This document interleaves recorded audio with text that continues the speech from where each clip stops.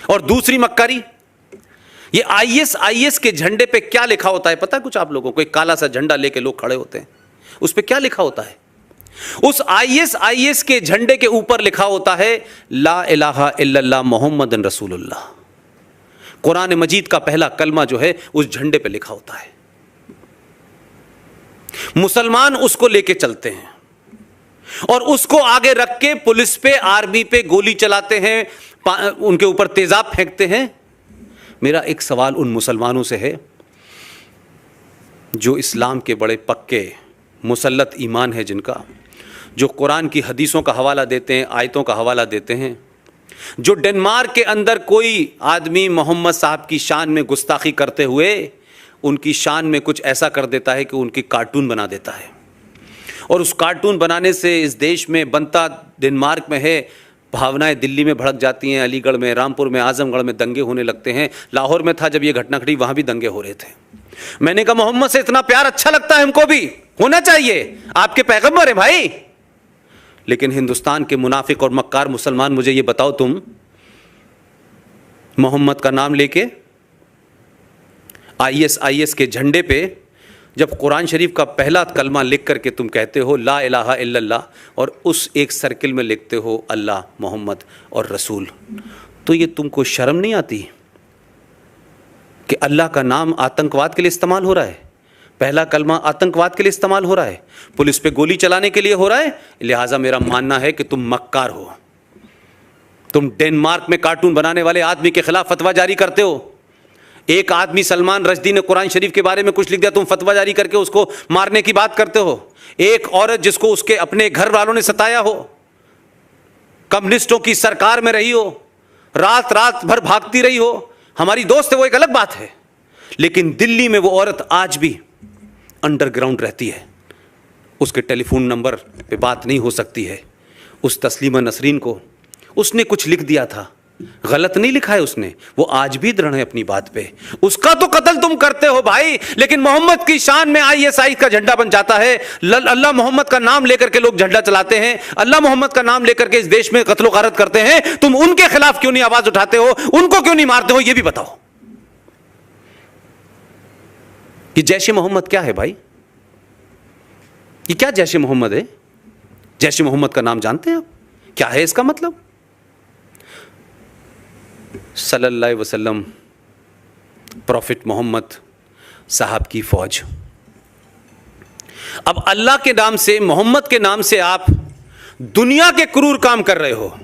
अल्लाह ने कहा है या नहीं कहा, यह डिबेट अलग हो सकती है, लेकिन अल्लाह के मानने वाले मोहम्मद का नाम लेके आतंकवादी संगठन बनाते हैं। न पाकिस्तान में कोई बोलता है, न भारत का मुसलमान कोई बोलता है। अगर गलती से कोई हिंदू मोहम्मद साहब की शान में कुछ कह दे तो तलवार उठा लेते हैं। तो ये तलवार अल्लाह ने सिर्फ हिंदुओं को मारने के लिए उठाई थी कि मुसलमानों से भी कहा था कि अगर तुम भी उसके खिलाफ जाओगे तो तुम्हें उसके खिलाफ भी तलवार उठानी चाहिए? ये मक्कारी है, ये झूठ और फरेब इस देश में चल रहा है। कोई संगठन दुनिया का ऐसा इस वक्त नहीं है इस्लामिक वर्ल्ड का जिसमें मोहम्मद का नाम ना हो, अल्लाह का नाम ना हो, कुरान का नाम ना हो, शरिया का नाम ना हो, हदीस का नाम ना हो, लेकिन धड़ल्ले से ये व्यापार चल रहा है और डराया जा रहा है। तो ये जैश ए मोहम्मद नहीं तो किया था, ये जो अभी अभी कश्मीर में हुआ है। और जब ये घटना घटती है तो उसी यूनिवर्सिटी में जिसमें मैं पढ़ा था, वहाँ का एक पीएचडी करा हुआ लड़का लिखता है, क्योंकि कोई उड़ी फिल्म आई है उसमें कुछ कहा है हाउस द जोश, ये शायद उसका कोई, उस लड़के ने जो पीएचडी कर रहा है अलीगढ़ मुस्लिम विश्वविद्यालय में, उसने लिखा हाउस द जैश। इस घटना के बाद उसे पर नहीं पकड़ा किसी ने, उस सोच को वहीं नहीं रोका उसने कि वो भारत की सेनाओं पे हमला करने वाले संगठन के बारे में तंज कसते हुए, आपको चढ़ाते हुए लिखता है हाउस द जैश। कुछ नहीं होता उसके ऊपर।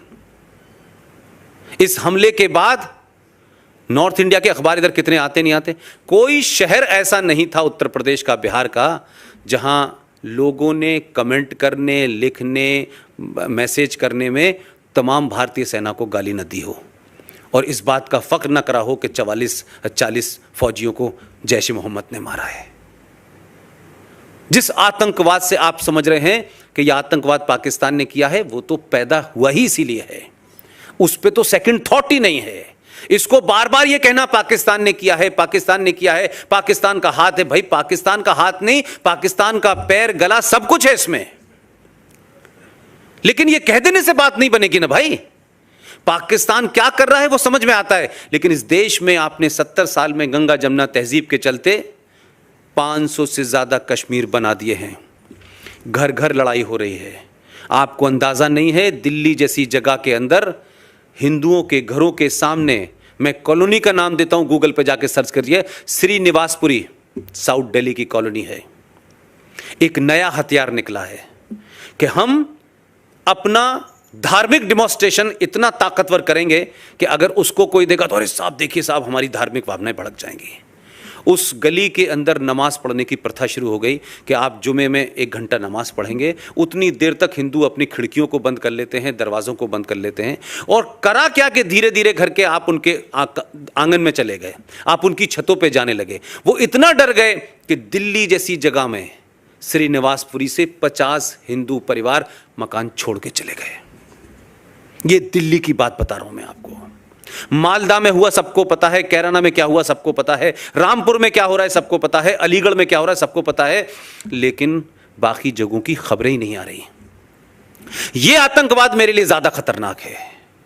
ये टेलीविजन के ऊपर रहमानी, सलमानी, शैतानी, छोटे भाई का पजामा, बड़े भाई का कुर्ता पहन के अजीब अजीब वेशभूषा में लोग आते हैं, क्या क्या बकवास करते हैं। एक कहता है बाबर ने भारत को सभ्यता दी है, दूसरा कहता है कि औरंगजेब रब्बुल आलमीन था। वो औरंगजेब को महिमा मंडित करते हैं भाई। माफ कीजिएगा, उनको औरंगजेब को महिमा मंडित करने का कोई इरादा नहीं है। वो हर उस शख्स को, वो हर उस मुल्क को महिमा मंडित करते हैं जो भारत और भारत की मेजॉरिटी के साथ खड़ा होता है। हर उस आदमी को महिमा मंडित करते हैं जिसने आपके ऊपर अत्याचार किए हैं। उनका औरंगजेब से कोई संबंध नहीं है। सिर्फ इसलिए कि औरंगजेब ने जो किया, बाबर ने जो किया, शाहजहां ने जो किया, आपको जलील करने के लिए आप लगातार उस कुंठा में रहें, उस इंफर्टी कॉम्प्लेक्स में रहें, उस एहसासे कमतरी में रहें। इसलिए हर वो चीज के साथ वो वर्ग खड़ा हुआ है जिसमें आपको छोटा बौना दिखाया जा सके। हम आतंकवाद से लड़ाई कतई नहीं लड़ सकते। हम बहुत गलतफहमी में हैं। सेना का काम है, सेना करेगी, आज करेगी, कल करेगी, परसों करेगी, करती रहेगी, ये सिलसिला चलता रहेगा भाई। लेकिन मुझे ये बताएं कि जब ये 40 फौजियों की डेथ हुई तो हमको बड़ा आक्रोश हुआ। अब ये बात कोई और बोलेगा नहीं आपसे, लेकिन आप ज़रा एवरेज लगाइए कि 1971 की वॉर में 1200 सैनिक मरे थे कुल मिलाकर के, और ये जो अभी आखिरी आपकी हुई है सियाचिन वाली, इसमें कोई 650 मरे थे। लेकिन जरा सा गूगल पे जाइए और पिछले 2 साल का डाटा निकाल लीजिए, 2 साल का, सिर्फ जम्मू कश्मीर का, छोड़ दीजिए नॉर्थ ईस्ट में क्या हो रहा है, आसाम में क्या हो रहा है, यूपी में क्या हो रहा है, बंगाल में क्या हो रहा है, उसको छोड़ दीजिए। हर 3 या 4 दिन में 2 फौजी मर रहे हैं, आपके इंटरनल आतंकवाद से मर रहे हैं। जरा उनकी गिनती निकाल लीजिए, क्योंकि वो 2 और 1-1 मर रहे हैं तो उनका कोई खाता नहीं होगा भाई, उनके लिए सामूहिक चेतना नहीं होगी। ये वो जानते हैं। 1971 वॉर के बाद पाकिस्तान को यह पता चल गया था कि वो सीधे तौर पे भारत से नहीं लड़ता, ना लड़ सकता है, तो उन्होंने एक डॉक्ट्रिन को ईजाद किया जो भारत के कुछ समझदार लोग जानते हैं लेकिन भारत के समाज को नहीं पता है। 1971 के बाद वो एक डॉक्ट्रिन तैयार हुई और उस डॉक्ट्रिन का काम था bleed India with 1000 cuts. Bharat को 1000 जख्म दो जो लगातार रिश्ते रहे। तो ये आपके देश में रेडीमेड उनको लोग मिल जाते हैं, स्लीपर सेल मिल जाते हैं, कहीं कश्मीर के नाम से, कहीं जेएनयू के नाम से, कहीं जादवपुर के नाम से। ये तमाम वो लोग हैं जो किसी खास एजेंडे के तहत काम कर रहे हैं और भारत अपने ही घर में लड़ रहा है। लिहाजा ये लड़ाई पाकिस्तान को माइनस भी कर दे थोड़ी देर में तो आपके यहाँ बड़ी भयावह है।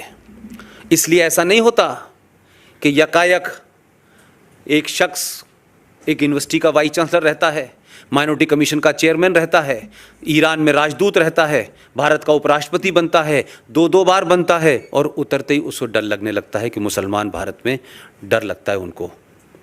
अब उस हामिद अंसारी से ये पूछो भाई कि अगर तुम्हें ये पता चल गया सारा मलाई खाने के बाद कि अब इस मुल्क में डर लगता है तो बर्मा के बॉर्डर पे जाओ, वहां से जो रोहिंग्या मुसलमान आ रहे हैं उनको वहीं रोको भाई को, मत जाओ इस मुल्क में। मुझे डर लग रहा है, तुम्हें भी डर लगने लगेगा, मत जाओ इस मुल्क में। वो मक्कार वहां नहीं जाता है।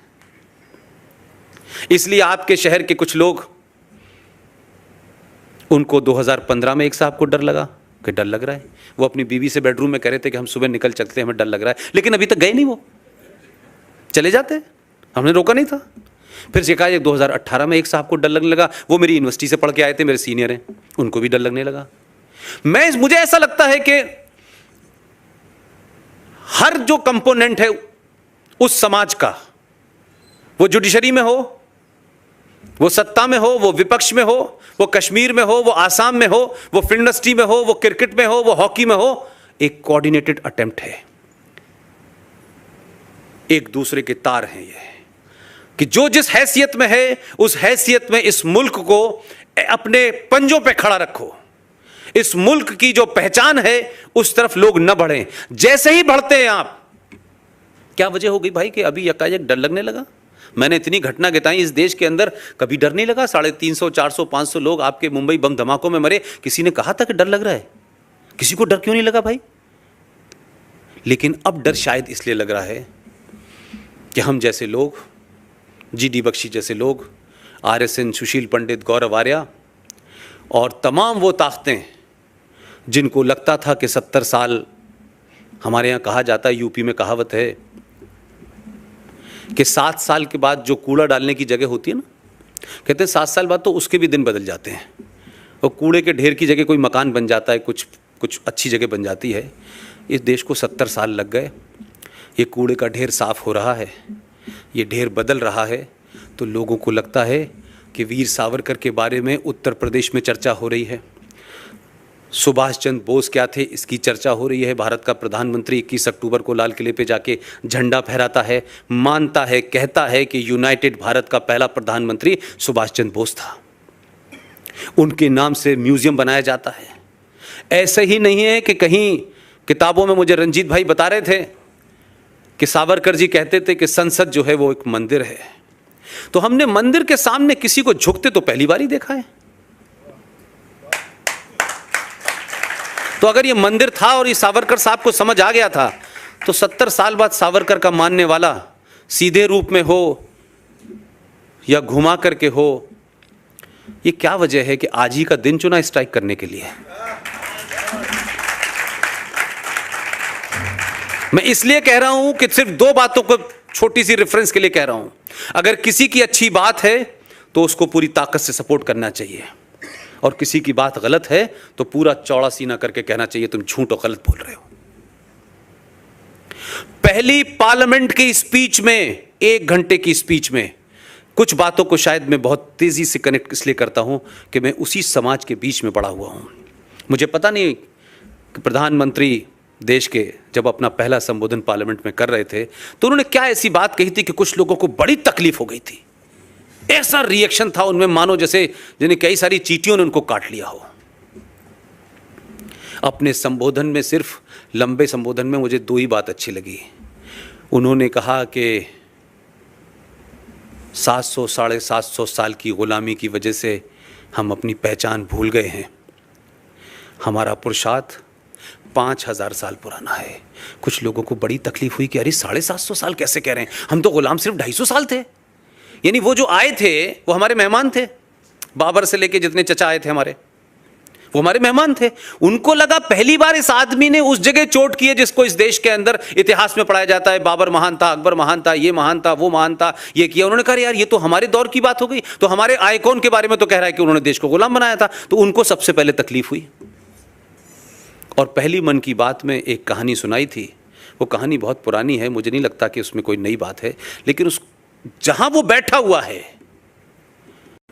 जिन संकटों से वो आदमी घिरा हुआ है, उसकी कुछ एहसास मुझे इसलिए है कि उसके नजदीक जो सिस्टम कैसे चल रहा है, सिस्टम में कैसे कैसे लोग बैठे हुए हैं, जम्मू कश्मीर के संविधान में क्या हो रहा है, आसाम में क्या हो रहा है, मालदा में क्यों ऐसा हो रहा है, क्या वजह है कि इतने सारे संकटों से घिरे होने की वजह से कुछ बात सीधे तौर पे नहीं कही जा सकती।